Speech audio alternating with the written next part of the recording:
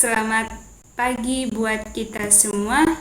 Selamat berjumpa kembali dengan saya. Perkenalkan, nama saya Hepriana Simbolon. NPM saya 20091016. Dosen pengampu saya Ibu Reflina Sinaga MPD. Pada kesempatan kali ini saya akan membawakan materi tentang perkembangan kognitif anak. Teori perkembangan kognitif atau Jean Piaget. Yang pertama adalah pengetahuan atau knowledge adalah interaksi yang terus-menerus antara individu dengan lingkungan. Yang kedua adalah fokus perkembangan kognitif adalah perkembangan secara alami pikiran pembelajaran mulai anak-anak sampai dewasa. Menurut Piaget, ada 3 perbedaan cara berpikir yang merupakan persyaratan perkembangan operasional formal. Yang pertama itu adalah gerakan bayi, yang kedua itu semilogika, yang ketiga itu praoperasional pikiran anak-anak, dan operasional nyata anak-anak dewasa. Faktor-faktor yang mempengaruhi perkembangan kognitif itu ada 4. Yang pertama itu adalah lingkungan fisik, yang kedua itu adalah kematangan, yang ketiga itu adalah pengaruh sosial, dan yang terakhir adalah proses pengendalian diri.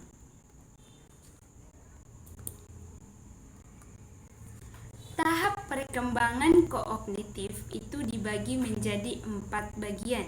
Yang pertama adalah periode sensori motorik, yaitu sejak lahir 1,5 sampai dia berumur 2 tahun. Lalu periode praoperasional itu berumur 2 sampai 3 tahun sampai 7 sampai 8 tahun. Lalu ada periode operasional yang nyata 7 sampai 8 tahun dan periode operasional formal. Menurut Piaget, dalam perkembangan kognitif dia menyimpulkan beberapa hal. Yang pertama adalah mengalami adaptasi biologis dengan lingkungannya yang akan menyebabkan adanya perubahan-perubahan kualitatif di dalam struktur kognitifnya. Lalu yang kedua adalah apabila seseorang menerima informasi atau pengalaman baru, maka informasi tersebut akan dimodifikasi sehingga cocok dengan struktur kognitif yang telah dipunyainya. Proses ini sering disebut sebagai proses asimilasi. Lalu yang ketiga adalah apabila struktur kognitifnya yang harus disesuaikan dengan informasi yang diterima, maka hal ini sering disebut sebagai akomodasi. Nah, yang keempat itu asimilasi dan akomodasi. Asimilasi dan akomodasi akan terjadi apabila seseorang mengalami konflik kognitif atau suatu ketidakseimbangan antara apa yang telah diketahui dengan apa yang dilihat atau dialaminya sekarang ini. Lalu yang terakhir adalah adaptasi akan terjadi apabila telah terdapat keseimbangan di dalam struktur kognitifnya. Nah, menurut Brunner ini membuat perkembangan kognitif seseorang terjadi melalui 3 tahap. Yang pertama itu adalah tahap enaktif, di mana individu melakukan aktivitas-aktivitas dalam usaha memahami lingkungannya. Yang kedua itu adalah tahap ikonik. Tahap ikonik ini di mana ia melihat dunia melalui gambar-gambar dan visualisasi secara verbal. Dan yang ketiga adalah tahap simbolik. Tahap simbolik ini di mana ia akan mempunyai gagasan-gagasan abstrak yang banyak dipengaruhi bahasa dan logika. Komunikasi di sini dilakukan dengan pertolongan sistem simbol. Maka semakin dewasa seseorang, maka akan semakin didominasi oleh sistem simbolnya juga. Lalu, menurut Brunner atau Warnell dan Stwell pada tahun 1981, mereka mengemukakan beberapa hal lagi tentang perkembangan kognitif anak. Yang pertama itu adalah untuk mengajar sesuatu tidak perlu ditunggu sampai anak mencapai sesuatu tahap perkembangan tertentu.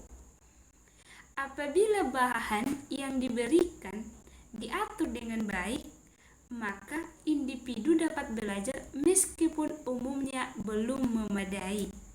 Nah, intinya guru atau dosen hanya memberikan materi tetapi sudah tersusun dengan baik dan rapi, maka siswa ataupun mahasiswa akan dapat belajar secara sendiri. Lalu yang kedua adalah perkembangan kognitif seseorang dapat ditingkatkan dengan jalan mengatur bahan yang akan dipelajarinya dan menyajikan sesuai dengan tingkat perkembangannya. Lalu yang ketiga, penerapan teori Brunner ini di dunia pendidikan disebut sebagai kurikulum spiral, di mana suatu objek diberikan mulai dari sekolah dasar sampai ke perguruan tinggi dengan menyajikan materi yang sama tetapi dengan tingkat kesukaran yang sudah berbeda. Nah, lalu yang terakhir adalah materi disesuaikan dengan tingkat perkembangan kognitif mereka yang sedang belajar atau tingkat kognitif anak-anak tersebut. Lalu, Gade dan Brilin pada tahun 1979 menyimpulkan prinsip yang telah dibuat oleh si Brunner. Si Gade dan si Berliner membuat dan menyimpulkan prinsip-prinsip itu dengan beberapa hal. Yang pertama itu katanya makin tinggi tingkat perkembangan intelektual, maka semakin meningkat pula ketidaktergantungan individu terhadap stimulasi yang diberikan. Lalu yang kedua, pertumbuhan seseorang tergantung pada perkembangan kemampuan intelektual untuk menyiapkan dan memproses informasi. Yang ketiga, perkembangan intelektual meliputi peningkatan kemampuan untuk mengutarakan pendapat dan gagasan melalui simbol-simbol. Lalu, yang keempat, untuk mengembangkan kognitif seseorang diperlukan interaksi sistematik antara pengajar dan yang diajar. Maka seorang guru perlu membangun interaksi antara siswa dan guru supaya apa yang diajarkan oleh guru dapat diterima dan dipahami oleh siswa. Lalu yang terakhir adalah perkembangan kognitif meningkatkan kemampuan seseorang untuk memikirkan beberapa alternatif secara serentak, memberikan perhatian kepada beberapa stimulasi dan situasi sekaligus, serta melakukan kegiatan-kegiatan yang perlu. Lalu, Carl Rogers pada tahun 1951 konsep student atau centered learning yang intinya adalah kita tidak dapat mengajar orang lain, tetapi hanya dapat memfasilitasi belajarnya saja. Kita tidak dapat mengajari, tetapi kita hanya sebagai alat, kita hanya sebagai fasilitas untuk membantu anak-anak.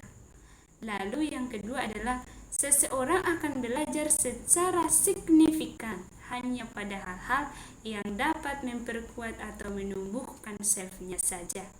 Lalu yang ketiga, manusia tidak dapat belajar kalau berada di bawah tekanan.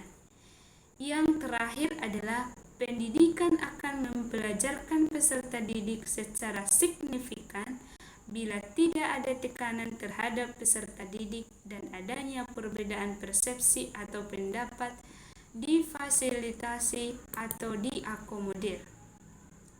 Peserta didik orang dewasa menurut konsep pendidikan adalah mereka yang berperilaku sebagai orang dewasa, yaitu orang yang melaksanakan peran sebagai orang dewasa. Merekalah yang mempunyai konsep diri sebagai orang dewasa.